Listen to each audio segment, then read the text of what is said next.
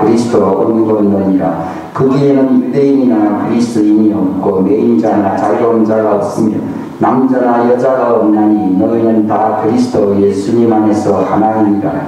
너희가 그리스도께 속한 자면 곧 아브라함의 씨여 약속에 따른 상속자니라. 율법은 아무것도 완전하게 하지 못하였으나 주께서 더 나은 소망을 가져오심은 완전하게 하였나니 우리가 이 소망을 힘입어 하나님께 가까이 나아가느니라. 또한 그분께서는 맹세 없이 제사장이 되지 아니하셨으니 그 제사장들은 맹세 없이 되었으나 이분은 자기에게 말씀하신 분을 힘입어 맹세로 되셨느니라. 곧 주께서 맹세하셨고 뜻을 돌이키지 아니하시리라. 이르시기를 너는 멜기세덱의 계통에 따른 영원한 제사장이라 하셨거든. 이런 것으로 말미암아 예수님께서는 더 나은 상속 언약의 보증이 되시느니라. 만일 그 첫 언약이 흠이 없었더라면 둘째 것을 구할 여지가 없었으려니와 그들에게 흠을 발견하시고 그분께서 이르시되 주가 말하노라. 보라 날들이 이르리니 그때에 내가 이스라엘 집과 유다의 집과 새 언약을 맺으리라. 그것은 내가 그들의 조상들의 손을 잡고 그들을 이집트 땅에서 이끌고 나오던 날에 그들과 맺은 언약에 따른 것이 아니니라. 그들이 내 언약 안에 머물지 아니하였으므로 내가 그들을 중히 여기지 아니하였노라. 주가 말하노라. 그 날들 이후에 내가 그들을 맺을 언약은 이것이다. 또 내가 내 법들을 그들의 생각 속에 두고 그들의 마음 속에 그것들을 기록하여 나는 그들에게 하나님이 되고 그들은 내게 백성이 되리라. 주가 말하노라. 그들이 각각 자기 이웃과 각각 자기 형제를 가르쳐 말하기를 주를 알라 하지 아니하니 이는 가장 작은 자로부터 가장 큰 자에 이르기까지 모두가 나를 알 것이기 때문이라. 내가 그들의 불의에 대하여 긍휼을 베풀고 다시는 그들의 죄들과 그들의 불법들을 기억하지 아니하리라 하시느니라. 그분께서 새 언약이라 말씀하심으로써 첫 언약은 낡은 것으로 만드셨으니 이제 쇠하고 낡아지는 것은 곧 사라집니다.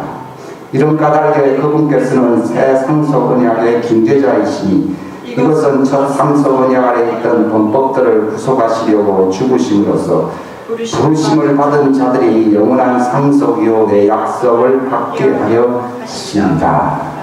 아멘. 아멘. 저보고 성경책이 어떤 책이냐라고 물으시면요, 그 제목을 누가 그렇게 기록했는지 저는 잘 모르겠어요. 그냥 바이블이다, 영어 그리스 말로 비블러스, 그냥 책이라는 뜻이거든요. 근데 그 테스트먼트라고 하는 말을 썼습니다. 헬라 말로 디아세이티라는 말인데 그 번역이 유언이라는 뜻도 있고 상속이라는 뜻도 있고 언약이라는 뜻도 있고 여러 가지가 있어요. 그래서 그거를 언약 이렇게 하는 것보다 상속을 붙이는 게 낫겠다 해서 상속 언약 이렇게 붙인 거예요. 왜냐하면 또 언약은 빼버리고 그건 유언이다. 윌, 영어로 윌이라고 하는데 사람이 죽을 때 하는 말이에요. 근데 그 말도 틀리지 않았습니다. 왜냐하면 히브리서 9장에 보게 되면은 그 옛날 개혁성에 보면 유언하는 자가 죽지 아니하면은 그 유언이 이루어지지 않는다 이렇게 나와 있거든요. 그럼 무슨 말인가 하면은 이 성경 말씀은 유언하려고 하는 그 말씀과 같다는 거죠. 도대체 이게 무슨 말이냐? 예수님, 결국은 요한복음 5장의 성경은 죽으시려고 오신 예수님에 관한 책입니다. 이 성경책을 읽어보라. 나에 관해서 증언한다 이렇게 나오잖아요. 그럼 예수님이 어떤 분이십니까? 그가 변화산상에 올라가셨을 때 누가 나타나시는가 하면 율법의 대표자 모세, 선지자, 대언자의 대표자 누굽니까? 엘리야가 나타났습니다. 이건 성경 전체입니다. 그래서 성경에는 예수님이 율법과 대언자는 침례자 요한 때까지요 이런 말을 할 정도로 그 당시 신약 성경이 없었어요. 이 성경이 이제 그 당시 구약 성경이에요. 이거 바로 모세와 엘리야로 대표되는 율법과 대언자의 글이라고 예수님이 그 별칭을 주신 거예요. 근데 예수님이 이제 십자가상에서 이제 예루살렘에서 돌아가시기 전에 어떤 자기의 어떤 위대한 사역 오신 목적이 무엇이냐를 알리기 위해서 제자들과 함께 변화산으로 올라가신 거예요. 이 마태복음 17장에 나와 있고 마가복음 9장에 기록되어 있어요. 그것은 이제 거의 예수님의 사역이 좀 거의 마감으로 가는 그 시점이에요. 그분이. 그 모세와 엘리야가 딱 나타나니까 막 황홀감에 막 사로잡혀 가지고서 정말 베드로가 말에 실수를 했지. 여기가 좋사오니 하면서 이제 초막을 3개를 짓고서 무슨 불교인도 아니고 말이에요. 절간에다가 산에다 절간 짓듯이 말이에요. 여기가 좋사오니 하면서 큰 집을 하나 지읍시다 이렇게 하면 좋은데 또 집도 3개나 지어요. 예수님 집이 있고 또 이제 모세 집도 있고 예수님 그 셋 중에 한 분이라는 얘기잖아요. 참 그런데 막 거기서 모세와 엘리야를 보면서 예수님과 대화하는 그 신비스러운 그 광경, 그 예수님의 모습은 세탁제가 없었던 그 어떤 시대에 옷이 그냥 아주 정말 흠없는 흰색으로 확 나타납니다. 요즘은 교황이 그런 옷을 입기 좋아하더라고요.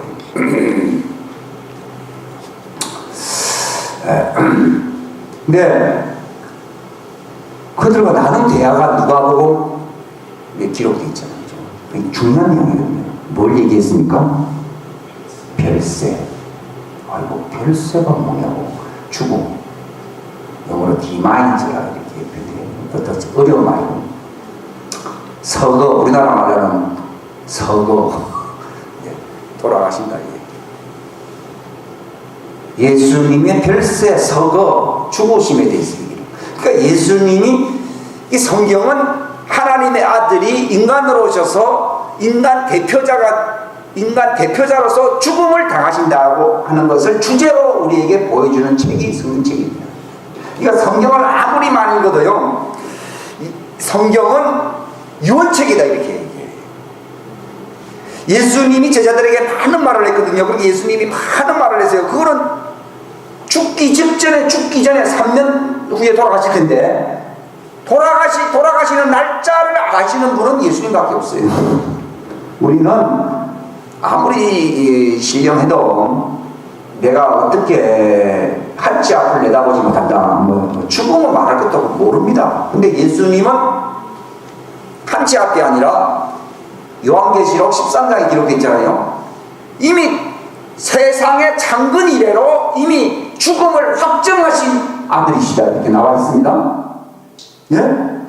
참 놀라운 분이죠. 이미 인간을 만들 때에 언약을 위해서 내가 그들의 대표자로서 죽음을 통하여 이제 언약을 체결할 자로서 언약을 체결하기, 이 언약이라는 것은요 동맹을 맺는다, 즉 연합한다, 즉 너와 나는 하나다. 동맹이라는 말이 요즘 한미동맹이라 했잖아요. 한국에 어려움을 당하면 미국이 당한 거라 생각하고 미국이 한국을 도와준다는 것이 한미동맹입니다. 요즘 언약이라는 말을 잘 이해 못하는데 동맹 개념을 조금 생각을 해보시면 이해를 할 수 있습니다. 근데 그 언약을 맺기 위해서는 반드시 도정으로서 그 중보의 그 증인의 죽음이 있어야 되는 것입니다. 죽습니다. 그러니까 옛날에는 짐승을 죽입니다. 보통 짐승을 죽였어요. 옛날에 아브라함과 하나님이 언약을 맺을 때에 창세기 15장에 나와 있습니다. 산비둘기 그냥 이렇게 쫙 잘라버리고 언약을 맺었는데 한밤중에 막 두려움이 임합니다. 이 언약이라는 것은 대단한 거거든요. 나는 네 하나님이 되고 너는 내 백성이 된다.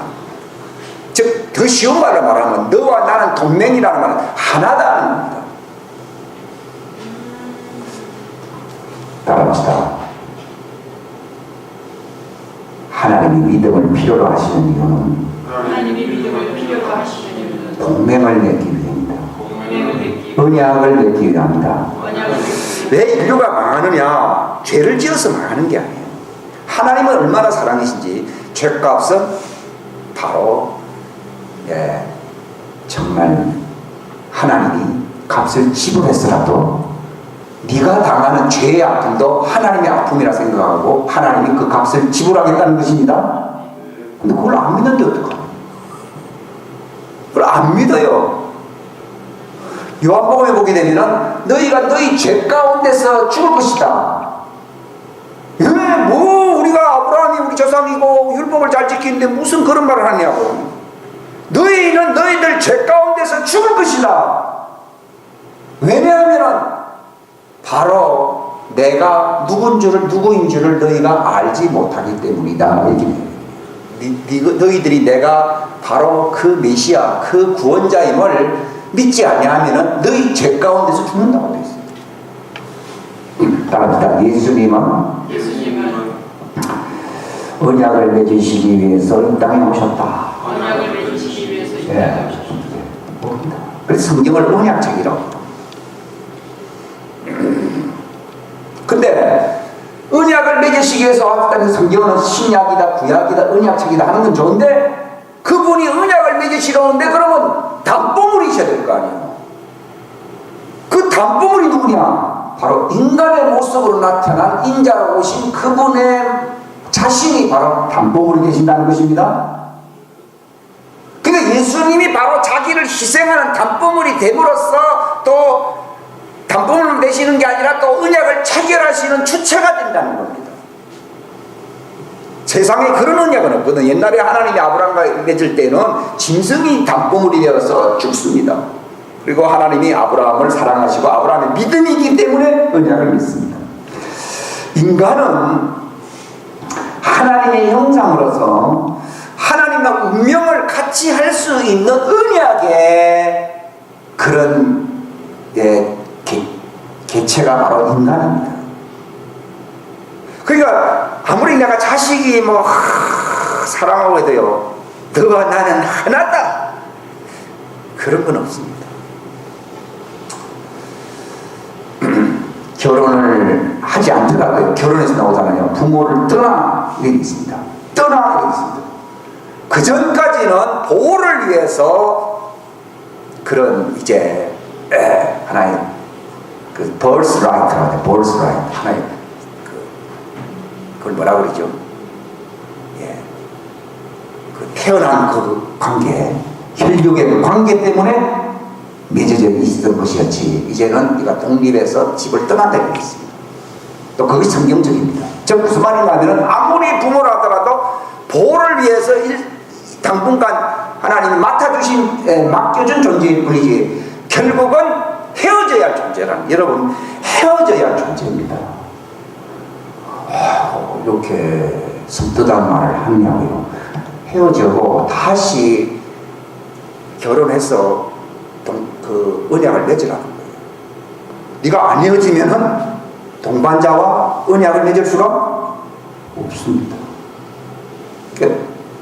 그러니까 헤어지게 하는 이유는 한 몸이 될 사람과 분신이 될 사람과 언약을 맺으라 이 말이에요. 그 결혼입니다.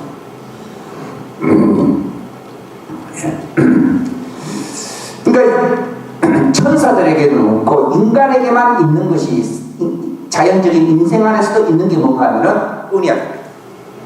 언약이 뭐냐? 결혼입니다. 가정이 불행한 이유는요, 그 가장 중요한 언약, 결혼. 이게 자연 세계에서는 가장 중요한 언약이 결혼인데 이것을 성실히 진행을 하지 않기 때문에 가정에 우환이 오고 거기서 받는 그 어떤 어려움 있습니다. 근데 이미 조상으로부터 그 관계가 깨져 있던 후손들이기 때문에 결혼을 했다 하더라도 어려움이 그걸 뭐라 그래요? 오물이라고 하죠. 시궁창물이라 하면 좀 그렇고요. 오물이 내려. 그러니까 잘해보겠다고 하는데 잘 안 되는 이유는요, 그 조상으로 올라가면은 그 깨어진 관계예요. 결혼 언약이 왜 깨지는가 하면은 하나님과의 언약이 무너진 자들이 이 초자연적인 언약이 깨어졌기 때문에 자연적인 언약도 충실하지 않다는 것입니다. 않다는 것입니다. 아브라함이 그랬잖아요. 자기 목숨 잃어버릴까봐 자기 부인을 뭐라 불렀어요? 내 누이다. 참 멋있게 했죠, 그죠? 예. 근데 그걸 또 이제 또 물려받았어요. 이삭도. 예. 또 자기 목숨 밑에로오니까 우리 친척 일가라고 쏘겠어. 살기 위해서.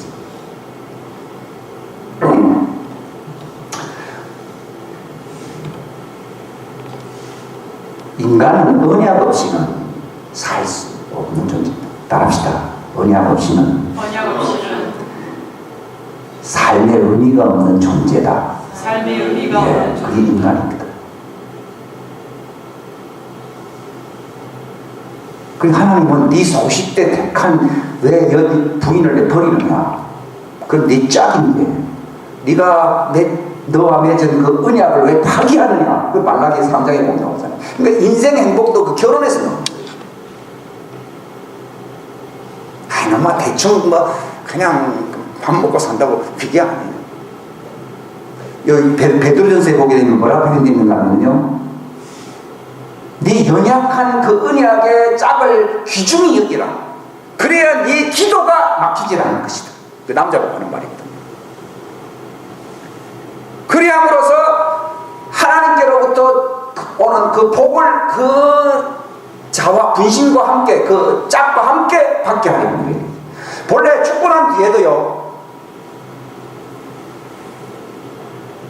죽고 난 뒤에도 같은 복을 받게끔 하려고 그 세상에 그 짝을 그렇게 맞춰놓은 거예요. 근데 이제 이게 보통 문제가 아닌 게, 남편은 뭐 아내는 이 땅에서만 이혼으로 끝나는 게 아니라 한 사람은 천당 가고 한 사람은 지옥 이렇게 모든 복잡한 문제가 생겨요. 그러니까 여러분 회개할 때 내 인생이 왜 이리 꼬이느냐, 언약을 생각해야 됩니다. 첫째는 뭔가 하면요, 이거는 이 가정의 어떤 관계 이런 것이 잘 안 된다고 생각할 때요, 내가 이상한 사람 만나가지고 내가 고생 많이 한다, 보통 그런 생각을 많이 하거든요. 그게 아니라 내가 하나님과의 언약이 시원찮으니까 내 자연적인 이 관계의 언약도 이렇게 부실하구나, 이렇게 생각해요. 그거는 불신자 남편이라고 그러면 책임을 거의 맡기면 안 된다. 그 두 사람이 다 불신자 같으면은 뭐가 어찌 돌아가는지 모르게 그냥 살아갈 겁니다. 그러나 한 사람이라도 하나님을 아는 사람이 있다 그러면은 그 사람이 책임을 져야 되는데, 그 사람이 중보를 해야 되는데, 정말 내가 하나님과의 다른 언약 속에서 삶으로써 내 가정도 튼튼한 그 언약의 배경하에서 살게 해달라고 기도해야 될 줄로 믿습니다. 그러니까 하나님은 철저하게 개인의 하나님이 아니라 그 가정의 하나님이에요. 이것도 우리가 잘 알아야 됩니다. 그 고린도서 10장에 보면 나오거든요. 남편이 거룩한 적, 그 말은 하나님과의 언약, 따라서 거룩함이란 하나님과의 언약 관계 속에 하나님의 가정 안에서 사는 것이다. 하나님의 가정. 그러니까 하나님과 언약 맺는다는 말, 더 쉬운 말은 하나님의 가정이, 우리 이 땅에만 가정이 있는 게 아니라 진짜 원 가정은 어디 있어요? 하늘에 있어요. 이 땅에, 여러분, 이 땅에 먼저 있었던 게 아니에요. 이 땅에 나쁜 거 빼고는 전부 하늘에 다 있습니다. 가정 땅에만 아니요. 에베소 3장에 나오잖아요. 그 이름을 주신 아버지께 무릎을 꿇고 비노니 그 모든 가족에게 그 이름을 주셨다고 나와 있죠. 가정이 있어요. 언약이라는 말이 참 어렵게 들릴 수 있어요. 저도 언약, 이게 무슨 말인지. 본래 인간은 하나님 천사들, 사업터가, 하나님은 왕국이라는 사업장이 있었어요. 근데 하나님이 그것도 마음이 안 찬다는 겁니다. 하나님 구상해 놓은 거는 가정을 구상하신 것입니다. 가정 구성원이 누구냐? 천사가 아니고 누구예요? 인간. 그러니까 천사는 사업을 위해서 만들어진 존재라고 하면, 인간은 하나님의 가정을 위해서 만들어진 존재입니다.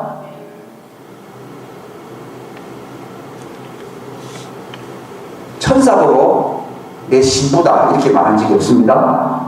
근데 교회를 가르쳐서 나의 훌륭한 일꾼들이다 이렇게 얘기를 하지 않냐고. 그 일꾼이 돼야 되겠지만은 내 몸이다, 내 신부다, 그렇게 얘기를 합니다. 즉 가정이라는. 그러니까 내가 자연생활에 왜 이렇게 피곤하 힘드느냐? 가정이 튼튼하지 않습니다. 그 가정의 튼튼의 핵심이 뭔가 하면은 부부관계입니다. 네. 부부가 뭐 그런 얘기가 있잖아요. 콩가루? 정말 이런 말 좋은 말이 안 돼. 잘 안 하는데 이런 말 쓰면 안 되고. 그렇게 되면 안 되는 거예요.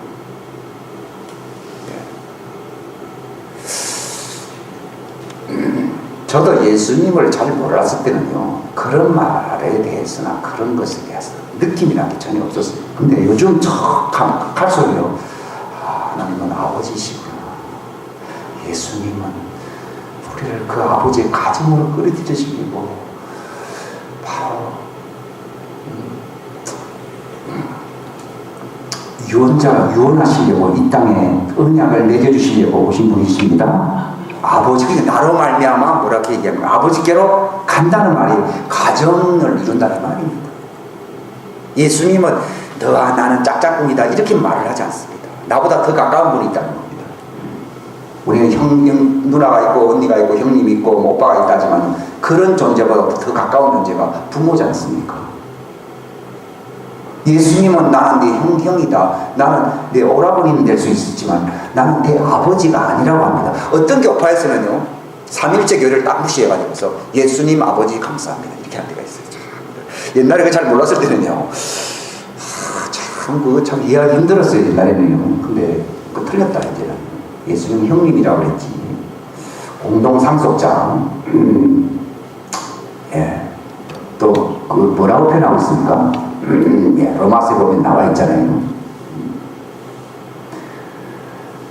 바로 예수님보다 더 가까운 분이 있다. 그러니까 예수님을 서운하게 만드는 모양이다. 아버지. 예수님이 오신 목적은 자신을 알려주는 데만 초점을 둔 게 아니라 아버지를 알려두는 데에 목적을 두신 것입니다. 그래서 요한계시록 1장에 보게 되면 하나님의 참된 증인이 되셨다고 말했습니다. 그래서 나를 본 자로 하여금 나를 보게 하는 게 아니라 아버지를 보게 하고, 내 말을 듣는 자들에게 내 말을 듣는 게 아니라 아버지 말을 듣게 하고, 내 영광을 보는 자들이 내를 보는 게 아니라 아버지의 영광을 보게 하려고 예수님이 오셨다고 말했습니다. 그래서 성경에는 영생이라는 게 뭐냐, 저도 옛날에 신학적으로 얼마나 알아야지 영생을 받느냐 고민을 한 적이 있어요. 근데 성경에 보면 나오잖아요. 여기 보면요, 여기 제가 기록에 넣은 거 보면요, 어디다 있나요? 이들이 각각 자기 이웃과 각각 자기 형제를 가르쳐 말하기를 주를 알라 하지 아니하리니 이런 가장 작은 자로부터 큰 자이기까지 모두가 나를 알 것이다 이렇게 나와요. 아니 이 사람들 어떤 사람이길래 뭐 가르치지도 않는데 이렇게 잘하는가 이 생각이 듭니다. 여러분, 집안에 아들 딸들은 아버지를 잘 압니다. 그렇죠? 저 무슨 말이냐면 하나님의 가족 식구가 되어야만이 영생을 얻는다 이 말입니다. 그 말입니다. 우리가 뭐 공부를 얼마나 연구를 얼마나 많이 했어 그걸 얘기하는 게 아니고요. 아저씨를 알려고 그러면 연구를 많이 해야 돼요. 어떤 작가를 알기 위해서는 책을 많이 읽어야 됩니다. 그러나 집안에는 다른 뭐 선생님 이러거나 다른 책을 많이 써도 네 아버지 누구냐? 여기 있어요. 네 아버지 누구냐? 여기 있어요. 그렇게 알아야 돼요. 즉 가족 식구들, 즉 태어나야 된다. 따라서 영생은 하나님의 가족으로 태어나야 된다. 예, 따라서 새 언약은 하나님의 가족으로 태어나는 언약이다. 이것보다 더 쉬운 말은 없을 거예요. 옛날 구약은요, 친척 언약입니다.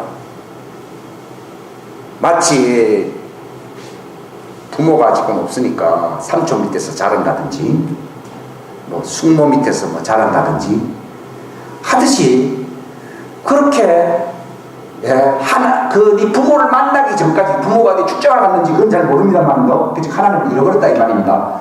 하듯이 일시적으로 그걸 맡겨준다는 의미가 그게 구약입니다. 구약을 어떻게 하면 가장 쉽게 표현할 수 있느냐, 아버지가 출장을 갔는지 아버지가 어디 뭐 어떻게 됐는지 모르지만 일시적으로 삼촌 밑에 또는 숙부 밑에 그 친척 밑에 있는 겁니다. 그럼 누가 올 때까지요? 아버지가 올 때까지. 바로 이것이 그때가 바로 마치 예수님이 오신 것입니다. 오심으로써 이제는 삼촌 아래 숙모 아래 이게 바로 율법 아래 있다 이 말이에요. 얘들아 이제 됐다. 야 그동안 율법 삼촌 수고했다. 숙모 그동안 잘 돌봐서 좋아? 예? 사랑해? 하면서 이제 그들을 데리고 이제 예수님이 데리고 아버지께로 데려갑니다. 저는 제가 본 깨달음에 의해서는 그것이 가장 절감을 할 수 있는 표현이 아닌가 저는 생각합니다. 그래서 성경에는 율법을 몽학선생이 됐습니다. 우리나라 옛날 성경에는 하여튼 뭐 그러니까 일시적으로 삼촌과 숙모든 숙부든 친척은 자기가 낳은 아들 딸은 아니에요. 그러나 맡아준 거예요. 그러면 태어난 아들도 아니라 그러면 친척도 아니네요. 그러면 그게 바로 죄인으로서 일시적으로 버림받은 자들을 얘기하는 겁니다. 왜냐하면 네가 범죄하는 날에는 반드시 죽으리라고 했거든요. 하나님의 공의의 법은 죄값은 반드시 하나님이 사랑하는 그 인간이라도 그것을 받아야 되는 것이 하늘 왕국의 법칙인 것입니다. 그건 낭남이 돼. 기억상으로만 그러니까 죄수가 자기 집을 생각하지만도 그러나 자기는 자유가 없습니다. 생각은 할 수 있습니다만도 자유는 없습니다. 그런 것처럼 바로 율법 아래 있는 것은요 생각은 할 수 있지만은 그럴 자유를 누릴 만한 권리가 없다는 것입니다. 그게 이제 율법 아래에 있다는 것을 가리키는 것입니다. 이것을 일시적인 언약이라 그렇게 얘기를 합니다. 그걸 뭐라고 그럽니까? 비유와 같고 그림자와도 같다 이렇게 얘기해요. 즉 실상이 아니다는 겁니다. 일시적으로 친척에게 맡기는 것은 그것은 실제 그 의도가 아니었다 이 얘기입니다. 만약에 찾을 때까지 찾아주려는 하나님의 계획이 없었다고 그러면 맡길 필요까지 있어요 없어요? 없습니다. 즉 무슨 말인가 하면 하나님이 그들의 아버지가 돼서 그들 안으시고 너는 내 아들 딸들이다 너희들은 나와 한 가족이다 라고 하는 그걸 회복하기까지 값을 지불해야 되기 때문에 그것을 기다리게 하고 그것을 바라보게끔 하려고 바로 하나님의 친척이라고 할 수 있는 천사들의 법에다가 맡겨놓은 것입니다. 여기 갈라디아서 3장 나오잖아요. 19절에 보게 되면 기록되어 있죠. 율법은 무엇을 위한 것이냐? 그것은 약속을 받은 것이 여기서 약속이라는 말은 하나님의 가족 식구 즉 상속 하나님의 왕국의 그 상속자가 되는 상속자는 하나님의 아들 딸들을 얘기하는 겁니다. 하나님의 몸의 분신들을 얘기하는 겁니다. 여러분 우리가 하나님의 몸에 분신이 된다는 게 이거 뭐 기저초풍할 거 아닙니까? 옛날에는 뭐 걱정과 두려움 이런 걸 막 생각했지만요. 진리를 너무 생각하지 않기 때문에 딴 생각이 자꾸 들어오는구나.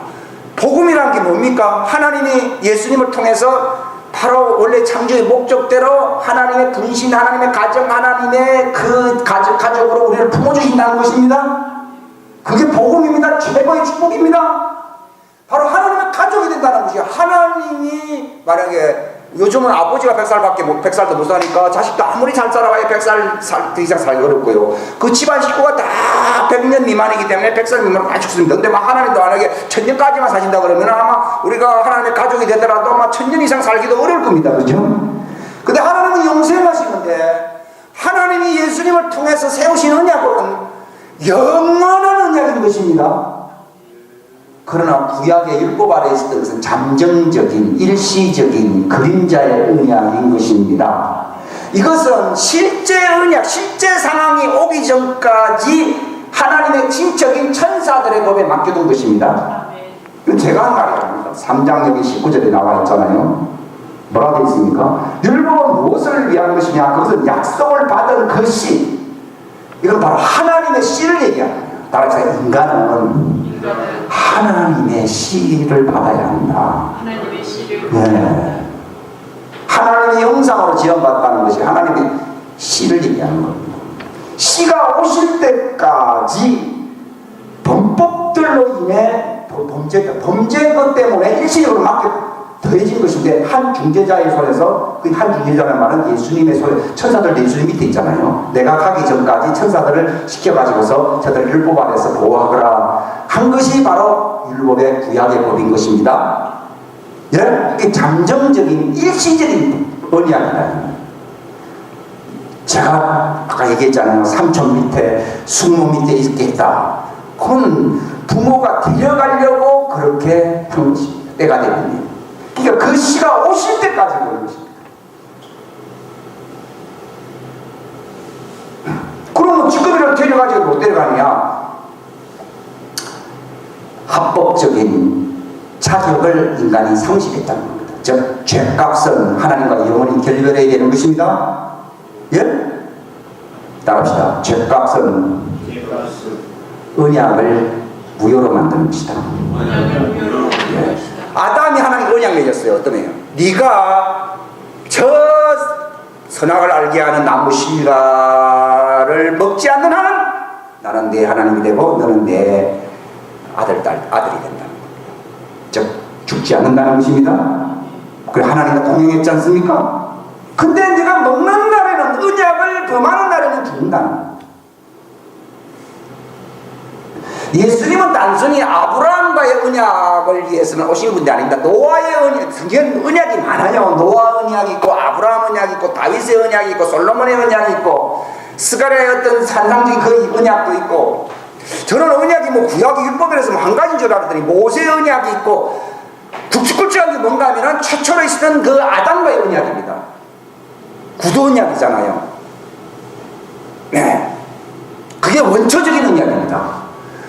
결국은 예수님은 그냥 아브라함과의 언약을 회복시키기 위해서가 아니라 아담과 맺었던 영생하는 하나님의 아들, 딸들이 될 수 있는 그 원래 창조의 목적으로 회복시키기 위해서 저 언약을 완전히 새로 회복시키기 위해서 오신 분이십니다. 그래서 예수님 새 것이라고 하는 말은요 완전히 딴 게 아니고 본래 아담이 하나님의 가족이었거든요. 누가복음의 그 족보를 보게 되면 누구의 아버지는 누구고 그 족보가 위로 올라갑니다. 아브라함의 족보 마태복음에는 밑으로 내려오지만 아브라함이 누구를 낳고 내려왔지만 누가복음은 그 사람의 아버지는 누구고 그 사람의 아버지는 누구고 쭉 올라갑니다. 근데 아담의 아버지는 누구예요? 하나님이었더라. 놀랍죠. 이게 예수님이 왜 하셨습니까? 그냥 아브라함과 맺은 언약이다 또는 다윗과 맺은 언약, 다윗은 왕짜리 그 어떤 이스라엘을 위한 어떤 그 언약이 있어요. 그것도 참 우리가 이해하기 힘든 언약인데 하나님은 다윗을 사랑하사 솔로몬으로 말미암는 그 어떤 왕국의 언약을 주신 게 있어요. 사무엘 언약이라고 사무엘상에 나와 있잖아요. 17장이니까 잘 기억이 안 나요. 언약이 한 가지가 아니에요. 많이 있어요. 로마서 9장에 보게 되면은 이스라엘의 나은 점이 무엇이냐? 그들에게 하나님의 말씀이 맡겨졌고 언약들이 맡겨졌대요. 언약이 맡겨진 게 아니라 언약들이 맡겨졌다고 했어요. 노아 언약에 관한 말씀이 성경에 있잖아요. 다윗의 언약이 성경에 있지 않습니까? 아브라함의 언약이 있지 않습니까? 또 스가랴와 어떤 마지막 환상 이스라엘 회복에 대한 언약이 또 있지 않습니까? 예, 또 제일 중요한 게 뭡니까? 모세 율법을 통한 언약이 있습니다. 있습니다. 성경에는 많은 언약들이 있는 책인데 가장 원초적인 것은 아담이 범함으로 말미암아 하나님의 가족의 구성의 일원이 될 수 있는 특권을 상실해버립니다. 그것이 죄값은 사망이라고 합니다. 그렇기 때문에 예수님은 궁극적으로는 단순히 모세를 회복하고 다윗을 회복하고 그 정도가 아닙니다. 원초적으로 아담 그분은 새로운 다윗으로 오셨습니까? 새로운 아담으로 오셨습니까? 다윗을 해결해 주시는 새로운 다윗으로 오셔야 되고, 예, 솔로몬과 맺으면 새로운 솔로몬으로 하셔야 되고, 그분은 새 아담으로 오셨다고 되어 있거든요. 그 말은 아담의 맺은 언약, 이게 원초적인 언약이에요. 죄값은 사망, 하나님의 가족에서 결별 이렇게 된 겁니다. 그럼 그 뒤에 하나님이 결별했는데 왜 언약을 자꾸 맺으시느냐? 예수님이 오실 때까지 이 아담과의 맺은 언약이 완전히 회복될 수 있도록 그런 점진적으로 그 이제 하나님의 스케줄 계획을 알려주기 위해서 아브라함과 맺은 언약입니다. 즉 아브라함과 맺은 언약은 네 씨가 올 것이다. 하나님의 아들이 올 것이다. 어떤 모습? 네 후손들에게 네 몸에서 태어날 자가 그 약속의 씨가 올 것이다 하는 것이 그 아브라함과 맺은 언약의 가장 획기적인 것인데, 이것은 바로 아담과의 맺었던 그 언약을 회복하기 위해서는 하나님의 아들이 오셔야 되는데 어떻게 오시냐를 구체적으로 알려준 그 대상이 아브라함입니다. 또 그분이 오셔서 어떤 왕국을 구상할 것이냐 그걸 보여주신 것이 다윗과 맺은 언약이고, 그러면 그분이 올 때까지 는 어떤 모습으로서 준비하고 있어야 되냐 하는 걸 알려준 것이 모세를 통하여 맺은 하나님의 언약입니다. 율법을 지키면서 기다리라는 겁니다. 불법자로서 낙인 찍히게 되면은 혈육이 없어진다는 것입니다.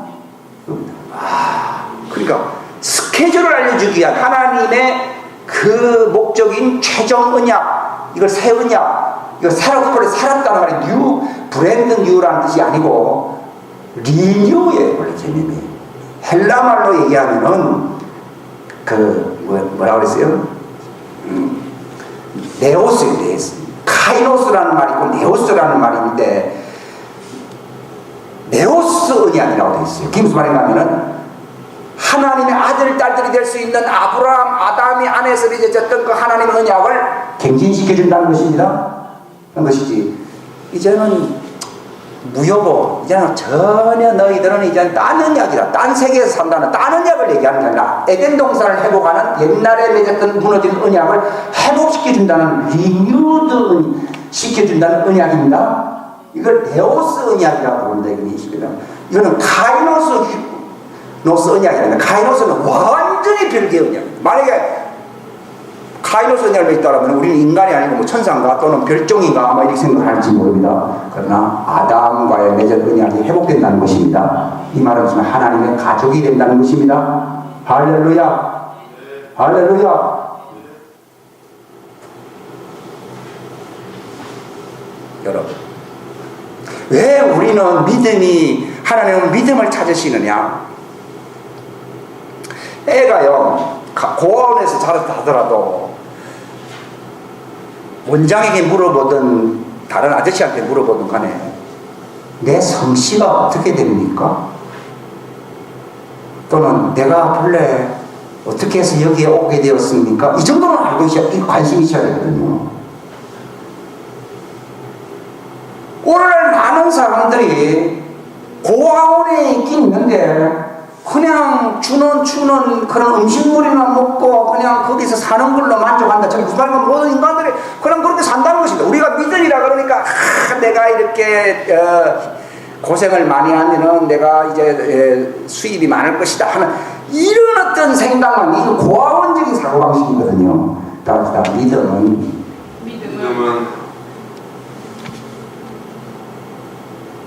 자기의 권한을 추적하는 것이다. 자기의 근원을 추적하는 것이다. 내가 누구냐? 고아원에 있는 학생이 중요한 것은 내가 나가서 고등고시를, 그걸 무슨 시험이라고 해요? 고등고시가 아니고 뭐예요? 고등학생 보는 시험 보는 거 뭐라고 해요? 검정고시. 검정고시를 봤어. 이제 내가 원장님한테 선물로 드릴 겁니다. 이런 것만 생각하면 안 됩니다. 지금 많은 사람들이 교회 다니면서요, 내가 이렇게 힘들게 살고, 내가 이렇게 하면은 내가 교회 헌금도 많이 하고, 내가 어떻게 내가 사람들한테 내가 많이 봉사도 많이 하고, 그건 고아원생이 검정고시 생각하고 대학 패스해가지고 내가 이렇게 살 것이라는 그런 구상을 알려주는 것이 마치 자기의 어떤 소명처럼, 소망처럼 되어 있다는 겁니다. 근데 그건 정상이라고 하면, 고아원에 있는 거 고맙지만 본래 내가 성씨가 어디고 내 본래 태어난 곳이 어디인가 물어볼 수가 있어요. 제가 왜 이런 말씀드리는가 하면, 인간은 원초적인 물어야 할 질문이 있습니다. 내가 누구냐 하는 것을 알아야 될 줄, 나의 아이덴티티, 나의 정체성을 알아야 될 줄로 믿습니다. 예? 정체성을, 정상이 아니다. 제가 왜 말씀드리는가, 믿음이 뭐냐를 묻는 데 대해서요, 다른 사람들은 어떤 겁니까? 믿음이 있으면 성공하고, 믿음이 있으면 출세하고, 믿음이 있으면 내가 돋보이고. 물론 그것이 필요 없다는 얘기하면 그거는 프라이머리가 아닙니다. 그거는 원초적인 게 아닙니다. 이거는 세컨더리입니다. 영어로 써서 죄송합니다. 프라이머리가 아닙니다. 세컨더리입니다. 믿음이라는 것은 내가 잘 될 것이냐, 내가 출세할 것이냐, 이런 걸 생각하는 게 아니고요. 내가 누구냐. 영어로 얘기하면 what to do가 중요한 게 아니라 who I am 이 중요합니다. 하나님도 모세를 나타냈을 때요, 야, 너 복 받고 싶지? 이렇게 한 게 아니라 나는 나니라. 나는 하나님이니라. 하나님도 자기 정체성을 나타내셨거든요. 너는 누구냐? 나는 하나님의 아들이었습니다. 그런데 나는 그 하나님의 아들 되게 했던 그 하나님을 만나고 싶습니다 하는 것이 나의 원초적인 질문이 되어야 될 줄로 믿습니다. 믿음이 있다는 겁니다. 자기 정체성에 대해서 질문하고 고민하고 괴로워하고 투쟁하는 사람을 만나기가 어렵다 이 말입니다. 잘 먹고 잘 살고 성공하고 출세하고 이렇게 하려는 사람들은 많습니다. 그래서 뭐 비나이다 뭐 하고, 예, 뭐 입시 시점만 되면은 뭐 산에 저기 많이 간다고 그러더라고요. 그럼 교회도요, 뭐 잘 안 나오는 사람이 입시생들을 위해서 기도합니다 할 때는 좀 많이 온다고 그러더라고요. 아, 근데 교회 부분도 참 여러 종류가 나오지. 예. 그것을 제가 무시한다는 게 아니라 하나님이 찾으시는 사람들이 있습니다. 내가 누굽니까? 하는 얘기입니다.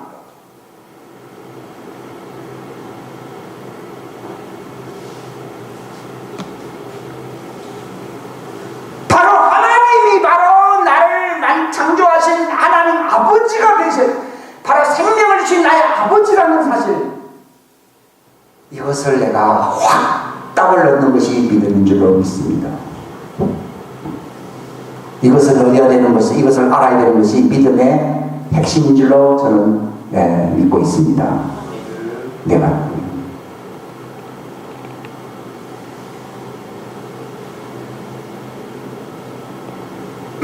이 정체성을 찾으려고 하는 사람에게요, 하나님은 자기를 나타내십니다. 베드로가요, 주는 그리스도시고 살아계신 하나님의 아들입니다. 오늘 사람들 그걸 고백을 못합니다. 교회 다닐 때 예수님 참 훌륭한 성인이시지, 예수님은 참 정말 우리를 위해서 정말 기도를 많이 해주신 참 훌륭한 분이시지, 이렇게 하는 분들은 많습니다. 그분이 바로 아버지께로 우리 하나님의 가족으로 인도하시기 위하여, 자신을 통하여 하나님의 가족의 일원으로 회복시키기 위하여 자기를 희생하신 중보자, 새 언약의 체결자, 중보자가 되신다, 그렇게 얘기한 사람은 없습니다. 이걸 예수, 나를 영생한 나를 바로 유일하신 하나님과 또 자기를, 예수님을 안다고 말했습니다. 어떻게 하느냐? 바로 저는 예수님 알고 있습니다.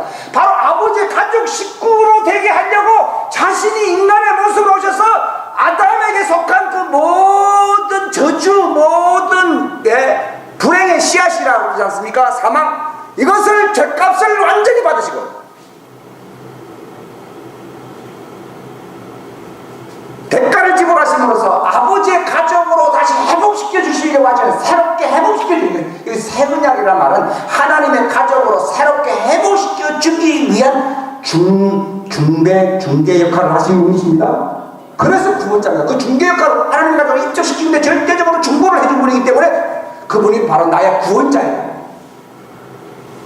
그 사람들은 내가 도울 때 기도 좀 들어주시고, 내가 잘 안 될 때 뭐 이렇게, 그런 게 아니라 하나님의 가족으로 원위치로 회복시켜 주시기 위해서 자신이 희생을 당하신 바로 중보 역할을 감당하신 구원자가 되시는 분입니다. 이것이 제가 예수님을 아는 겁니다.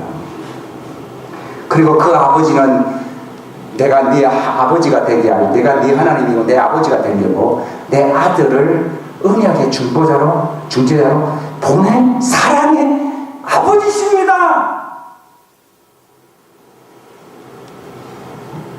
그래서 저는 영생이 있다고 생각합니다. 딴 건 잘 모르겠어요. 내가 목사로 정말 제대로 부르받았는지는 잘 모르겠어요. 근데 나는 영생을 알고 있습니다. 그래서 예수님 언약의 중보자, 그 말은 구원자거든요. 언약의 중재자, 구원자 예수님 고맙습니다. 형님 때문에 받아들이겠다. 받아들이라는 말은 형님이잖아요. 그분 독생자였는데 혼자 계셨잖아요. 다 잃어버려가지고.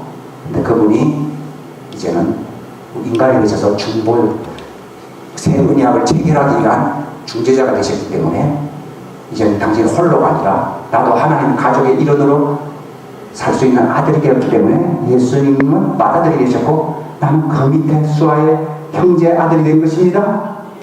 땡큐 예수님. 예수님 고맙습니다. 예수님 고맙습니다. 예수님 고맙습니다. 기도가 복잡한 거 아니야? 예수님 고맙습니다. 예수님 당신 때문에 내가 하나님 가족 일원이 되었어요. 거기서 새 언약이라는 말은 아담과의 맺은 하나님 원 가족을 회복시켜 주셨다는 말입니다. 새롭게 갱신했다는 뜻은 난 그 말을 또 다른 이런 걸 생각했거든요. 완전히 새로운 아담과의 아담의 아버지가 되시려고 예수님이 마지막 아담으로 오신 분이십니다. 영생은 유일하신 그 하나님 아버지와 그분이 보내신, 그게 중요합니다. 그분이 바로 그 가족을 회복하기 위해서 말씀이신 독생자 예수님을 바로 인간의 모습으로 보내셔가지고서 언약을 체결하신 분이십니다. 여러분 결혼 언약 맺기 위해서는 나 모르는 사람인데 근데 그건 뭐 중재자라고 합니까? 중매라고 합니다. 바로 여기서 중재자라는 말은 중매라는, 여러분 중매 역할은 중요하지만은 중매자와 나와 더 가깝습니까? 당사자와 결혼할 당사자와 내가 더 가깝습니까? 다릅니다. 우리는요 예수님하고 관계가 있지만도요 아버지예요. 아버지를 만나게 해주는 거예요. 그 예수님 항상 말해요. 너가 내 없으면 못 산다. 이제 내 말 잘 듣고 살아라. 나 외에는 없다. 이렇게 말하는 게 아니라 내가 너희를 사랑하는 이유는 아버지가 나를 통해서 너희를 사랑했기 때문이라고 말했습니다. 예수님이 나는 본래 사랑이다 이렇게 얘기 안 했습니다. 나를 사랑하신 아버지가 나를 사랑하시는 그 강도만큼 누구를 사랑한다고요? 너희를 사랑한다. 그렇기 때문에 나는 나를 사랑하시는 아버지에게 너희를 되돌려드리려고 왔다 이렇게 얘기합니다.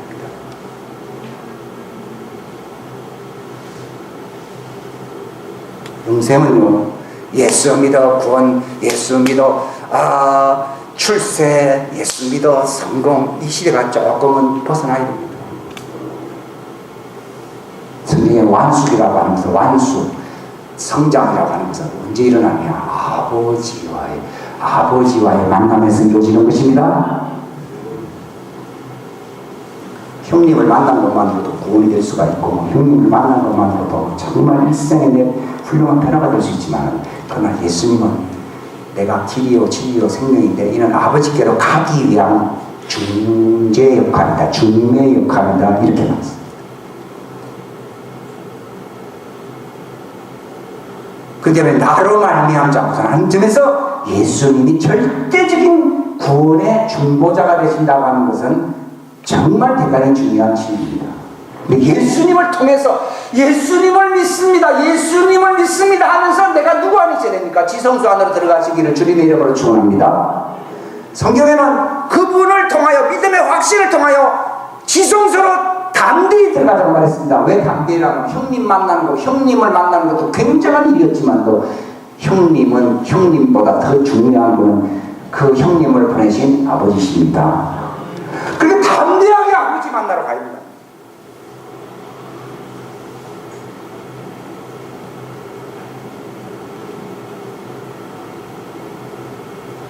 이게 새 언약입니다. 바로 예수님은 바로 아버지의 가족의 일원이 되는 상속자잖아요.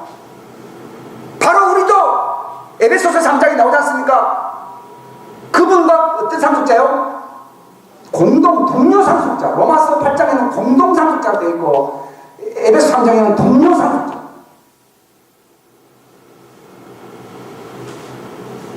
그 약속의 동참자가 된다. 한 몸이 된다. 근데 중요한 것은 예수님을 통해서만 가능합니다. 그게 예수님은 내가 양의 문이다. 그렇게 얘기합니다. 절대적으로 문을 통하지 않고서는 들어갈 수가 없다는 걸 얘기합니다. 그런 점에서 예수님은 중보자로서 정말 절대적으로 믿지 않으면 결코 아버지 왕국에 아버지 집에 들어갈 수가 없다는 것입니다. 받아들이시기를 주님의 이름으로 축원합니다. 성경은 그 상속의 그 상속 의학이 무엇인가를 우리에게 알려주는 책이라고 할 수 있습니다. 그것 이상도 아니고 그거 이하도 아닙니다.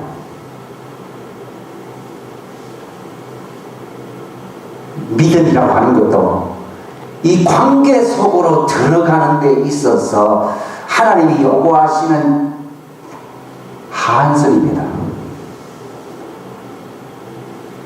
최소한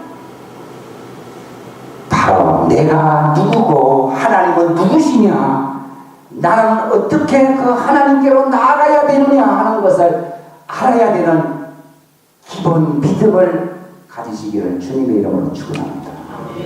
내가 왜 믿음이 필요하냐? 재물을 얻기 위한 수단이라 그러면은 그것도 마술입니다. 마술 아닙니까? 성공하기 위해서 믿음이 필요하다면 그 믿음은 마술입니다. 근데 성경에서 믿음은 인격입니다. 나의 정체성, 그리고 하나님, 예? 하나님과 나와의 관계를 얘기하는 것이거든요.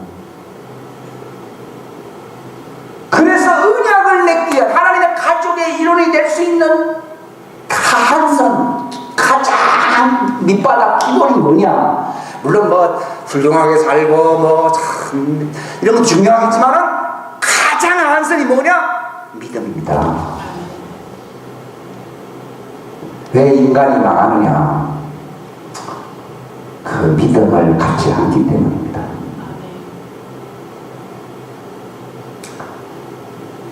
베드로에게는 그 한선 믿음이 있었습니다. 그렇다고 해서 베드로가 훌륭한 믿음을 가졌다고는 얘기는 못합니다. 왜냐하면 네가 다 울기 전에 네가 나를 세 번씩이나 부인하리라 한 말이 있거든요. 네.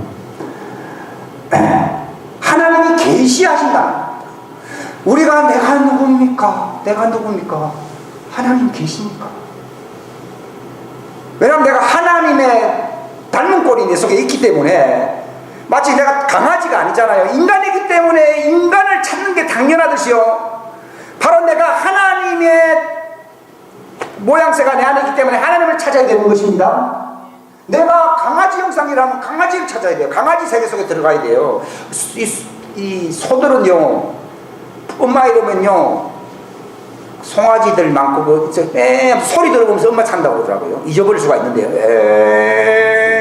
맨날 운다고 그러더라고요. 그 주파수가 자기 엄마하고 딱 그 맞는 게 있잖아요. 다 찾아낸다고. 만약에 우리가 강아지 형상이라 그러면 개하는, 또 우리가 뭐 인간 형상, 성경은 인간 형상이라 얘기 안 합니다. 모양새만 인간인데 인간 안에서는 찾으려고 하니까 못 찾는 겁니다. 인간 속에는요 하나님이 알아보시고 내가 바로 찾아야 할 대상이 내 속에 사인이 있는데, 내 속에 어떤 그 틀이 형상이 있는데 그게 하나님이에요. 따라합시다. 하나님을 찾아야 하는 이유는 하나님의 그림이 내 속에 있기 때문이다.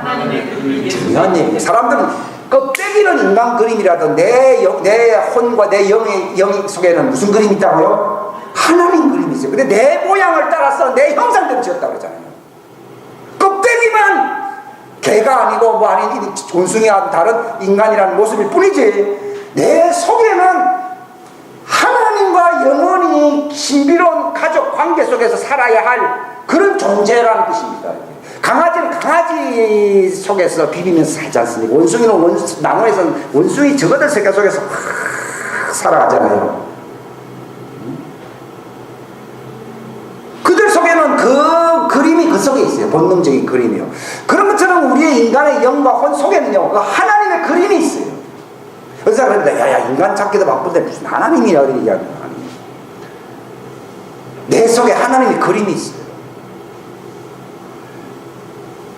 그래서 믿음은 내 속에 있는 그 그림을 찾으려고 하는 것이 믿음이다 이 말이에요.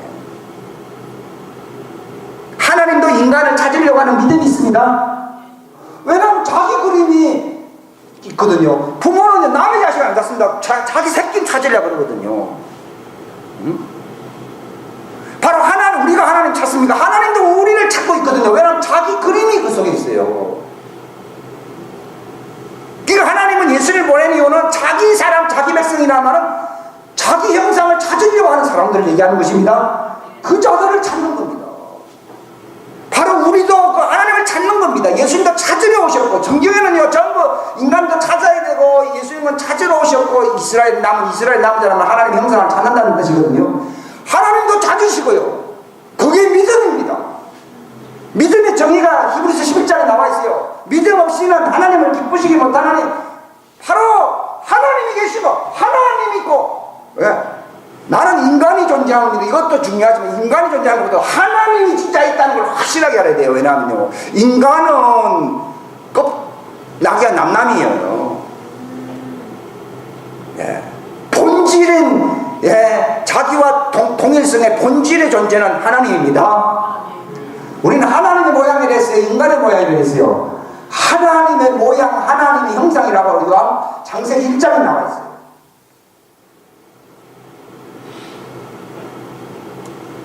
그래서 부모가 계신 줄 믿습니다. 이것보다 김씨야 아무개 족보가 있으면 이런 게 중요한 게 아니라 하나님이 계시다는 거예요. 그리고 그분을 부지런히 찾아야 됩니다. 있으니까 찾죠. 없으면 안 찾죠. 사람들이 왜 안 찾습니까? 하나님 왜 안 찾습니까? 없다고 믿으니까 안 찾죠.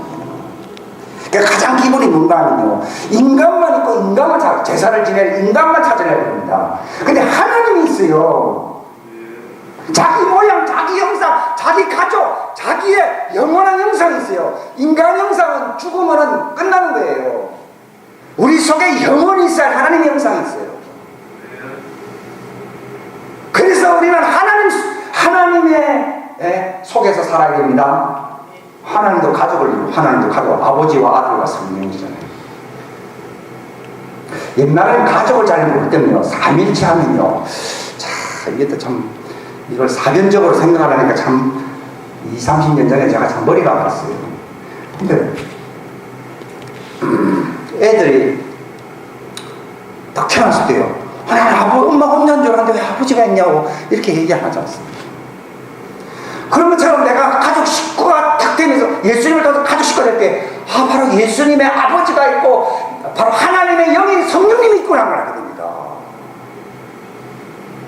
나도 내가 누구인 줄 알게 됐을 때는 육체인 나만이 아니라 진짜 나인 영이 있고 영을 간판으로 보여주는 혼이 있구나 하는 걸 세 가지를 알았다면서, 니는 정신분열증이 걸렸나? 와, 인간을 세 가지로 나눠서 보느냐? 이렇게 얘기 안 하지 않습니까? 애가 태어났을 때, 나는 엄마만 있는데 아버지가 있네. 아버지만 있는 게 형님들도 있네. 징그러워. 이러니까. 제가 옛날에는 그냥 신학적으로 할 때는 복잡했는데요, 내가 은혜하게 하나님의 가족이구나 할 때 예수님의 아버지 하나님이 있고, 그 하나님이 보내신 하나님 안에 있는 그 영, 하나님의 성령이 있구나 하는 줄 알았습니다. 그리고 내가 그 은혜함으로써 내가 바로 그 예수님과 같은 모습으로 예수님도 홀로 있는 것이, 그게 이제 독처하는 것이 좋지 못하다 한 것처럼요, 인간을 만든 것은 예수님과 함께 영원히 살 사람들을 하나님이 찾으시고 하나님이 장을 하신 것입니다. 피조물이긴 해도요. 그러니까 저들은 다 아버지께서 내게 주신 뭐라고요? 자녀들입니다. 예수님이 좋아하는 건, 그 예수님은요, 우리는 그렇잖아. 가족 식구 너무 많아서 아이고 힘들어, 아이고 저 새끼 말 안 듣고 말이야, 저놈은 집 나가 있고 아이고 머리 아파 이렇게 생각할지 모르지만, 예수님은 아버지께서 내게 주신 자녀들이다. 그래서 좋아. 부모는 귀찮아할 수 있겠지만 예수님은 자기 모습을 닮은 하나님의 아들, 딸들이 나타나고 그들과 함께 살 걸 생각하면 가슴이 뜁니다. 그래서 더 많이 잃어버린 자들을 돌아오게 하려고 주님을 자꾸 유예시키시고 기다리고 계시는 것입니다. 그래서 대부흥이 오기를 왜 기다린다? 아직도 2억이 모자란다. 어떤 사람은 2억이 아니라 어떤 사람은 5억이 모자란다. 천국에서는요. 야, 지금 진짜 아버지가 너무 작은데 10억이 더 필요하다. 이런 얘기 하는 사람들이 있거든요. 그래서 이거는 하나님의 가족, 그 옛날에는 구약시대 보면 아들, 딸들 막 엄청 많이 낳았잖아요. 이거는 하나님의 심리를 반영하고 있는 것입니다. 근데 우리가 막 아들, 딸을 막 옛날에는 그걸 뭐라 그래요? 산화제한이라고 하잖아요. 그거는요, 하나님의 마음을 모르면은 그런 생각하게 돼 있습니다.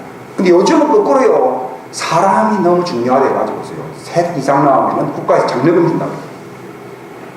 그리고 국가의 자본은 뭐니 해도 인간이라고 하잖아요. 인간은 귀찮을 때도 있었다, 그 얘기거든요. 근데 하늘 아버지는요, 많을수록 좋다는 것이. 그래서 성경은 많은 아들을 이끌어내, 하나님은 아직도 많은 숫자가 아니기 때문에 재림이 지연된 줄로 믿습니다. 분명히 넘고 하나님 많다는 기준이 있을 거예요. 히브리서 1장에 보게 되면, 2장에 보게 되면 많은 아들들을 이끌어서 영광에 들어가게 하시느니 그렇게 표현되어 있습니다. 그래서 예수님은 그들을 얻기 위해서 희생을 당한 것을 기뻐하셨다라고 나와 있습니다. 맞지요? 산고의 아픔이 있잖아요. 하지만요, 이건 비정상이잖아요. 이거 이게 부정조생합니다. 세상에 아이 난 기쁨 때문에 산고를 잊어버린다 이렇게 있거든요. 바로 예수님은 십자가 장에서 뭘 생각했는가 하면 자기 때문에 많은 사람들이 의롭게 되어서 자기에게 돌아올 하나님의 많은 아들들을 바라보시면서 기뻐하면서 그걸 바라보면서 돌아가십니다. 어떤 분들이 그런 얘기 하더라고요. 옛날에 우리 북한에 살던 우리 원족들이 다 북한에 살았는데 그때는 10명 이하로 자녀나면 적게 나왔다고 하더라고요. 보통 10명, 보통 10명, 기준 10명이 나오더라고요. 근데 그런 사람들이 어떤 신보로 가냐면 그 사람들이 아주 신앙이 좋은 사람들이더라고요. 그럼 어떻게 그런 말을 합니까? 하나님 아버지 마음이 딱 들어오게 되면요. 저는 어렸을 때 예수님 하다 끝났지 아버지의 마음이 내 속에 들어오지 않았어요. 그래서 저는 이 가족, 이 결혼할 당사자 남자의 자격은요, 하나님의 아버지 영이 들어와야 돼요. 아멘. 그리고 많은 자녀들을 얻으려고 그런다고요. 그러면 그게 아버지가 주신 마음이기 때문에 하나님은 그 성경에 나오잖아요. 시편에 나오잖아요. 예. 그 집안의 가족 아이들이 많은 것은 그 전통의 뭐가 같으세요? 화살 같아서 전쟁의 날이 이겼다. 무슨 말인가 하면 뭡니까? 미사일 10개 갖고 전쟁하는 게 낫습니까? 100개 갖고 나가는 게 낫습니까? 그 옛날에 그 미사일이 옛날에는 미사일이 화살이잖아요. 그죠? 전통의 화살이 가득한 사람처럼 집안에 애들이 많은 사람들이 나왔거든요. 하나님의 마음을 품는 것은요, 많은 자식을 얻는 거거든요. 그러면 하나님은 그 객체들이 다 잘 될 수 있도록 그 아버지가 그런 마음을 품고서 그 많은 아이를 낳게 되면 엄청난 축복이 나타난다는 겁니다. 그거를 실천하는 사람, 제가 그런 얘기 하면 나는 실천자가 아니기 때문에. 근데 하나님의 아버지를 아는 사람들은 자녀를 많이 낳는다. 왜냐하면 하나님이 다 제일 중요한 것은 그 자식들이거든요. 그 영국을 운명을 바꾸었던 요한 웨슬러와 찰스 웨슬러. 요한 웨슬러가 15번째 아들입니까? 잘 모르겠네요. 10몇 번째거든요. 보통요, 갈수록 10이 넘어가면 진짜 아들, 딸이 나타난다고요. 10이 넘어가야 진짜 나타난다고요. 열이요. 그 찰스 웨슬레는 몇 번째예요? 17번째인가? 19번째가 또 딸이라고 하잖아요. 딸이 엄청 영국의 문학에 영향을 미치더라고요. 그러니까 10번 미만은 별로 안 알아졌어요. 근데 10번 지나면서부터 막 영국을 바꾸는 사람들이라. 금이냐, 말 그대로 뭐, 금이냐, 은이냐 그러잖아요. 옥이냐 그러잖아요. 진짜나. 근데 그 수잔나 어머니도 중요하지만은 그 아버지가 굉장한 사람이에요. 아버지 없이 그렇게 될 리가 없거든요. 얼마나 믿음이 좋아요. 창조적인 믿음이 있는 사람은요. 뭐, 제 복은 제가 뭐 밥 주는 뭐 그런 얘기가 있잖아요. 근데 그게 옛날 소리가 아니에요. 그게 아버지 마음. 그러니까 10번째 미만은 별로 안 알려졌고, 10번이 지나가면서부터 14번째, 17번째 하면서 막 영국을 뒤바꾸는 인물들이에요. 저는 그럴 만한 자격이 없다고 생각하고 지금까지는 말은 안 했는데, 정보는 알려주게 됩니다. 이게 비정상이다.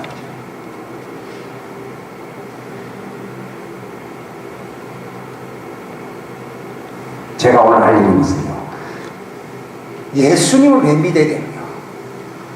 예수님은 그 계약을 체결하려고 오신 분이에요. 몸값을 지불하려고 오신 분이에요. 그 점에서 우리를 사랑한다는 겁니다. 그러나 그렇게 희생을 강요하면서까지 그렇게 아들을 무참하게 십자가에 처형시킨 만큼 보내신 그 아버지는 어떤 사람이냐? 아들의 희생이 아깝지 않는 바로 예수님의 형상과 같은 많은 아들, 딸들, 자기 가족을 얻으시려고 하는 대가족을 거느리시려고 하시는 아버지의 마음입니다. 그게 없기 때문에 우리가 교회다리 돼요. 하나님, 저 사람은 사랑하지만 나는 사랑 안 하지요. 보통 빼딱하게 합니다. 하나님 식구가 많다 보니까 나 같은 사람을 알아주지도 않죠. 제가 옛날에 가졌던 생각이에요. 다른 사람 기도는 많이 듣지만 또 저는 웨이팅 리스트 뒤로 많이 밀렸죠. 실제로 제가 옛날에 가족에서 내가 많이 고통당하거나 쫓겨난 적이 많았기 때문에 하나님도 그러신 줄 알아요. 네, 하나님.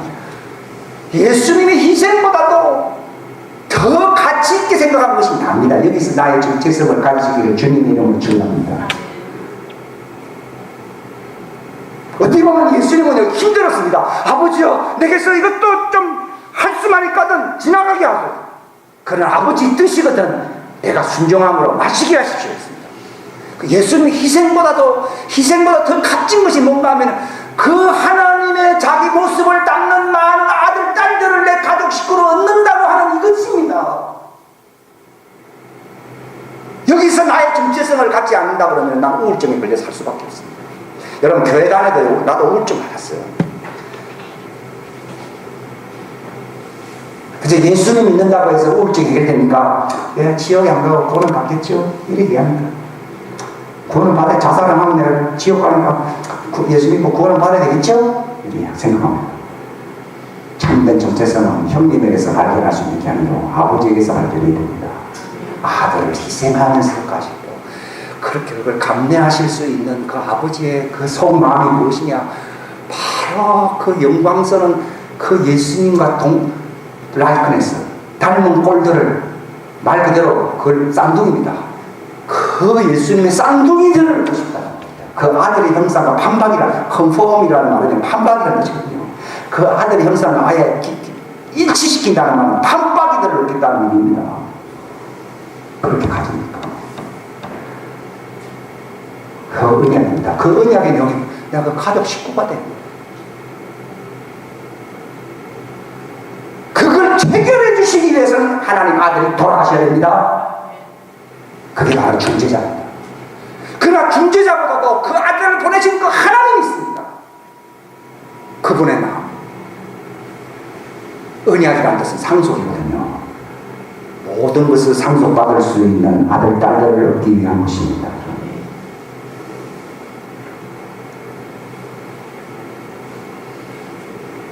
그걸 안다면 염소 새끼 한 마리 닦입니까?